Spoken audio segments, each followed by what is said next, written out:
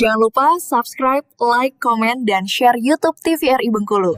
Dan nyalakan loncengnya ya. Ya, saudara, tim penyidik Pitsus Kejati Bengkulu berhasil menyita uang dari para tersangka dugaan korupsi tambang batu bara, yakni sebesar lebih dari 103 miliar rupiah.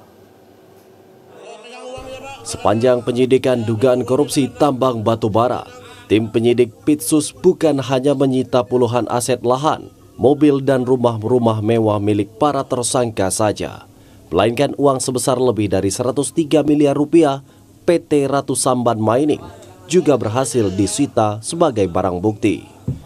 Dalam konferensi persnya, penyidik Pitsus Kejati Bengkulu mengatakan uang 103 miliar rupiah lebih yang disita sebagai barang bukti tersebut terbanyak berasal dari rekening pribadi dan rekening perusahaan tersangka utama dugaan korupsi tambang batu bara, yakni Baby Husi dan Saskia Husi, dalam kaitan pasal tindak pidana pencucian uang atau TPPU.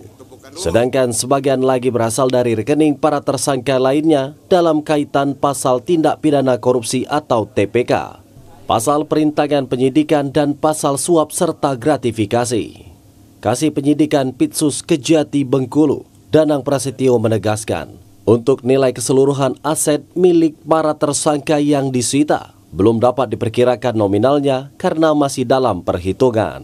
Ini cuma hanya sebatas uang, barangnya belum.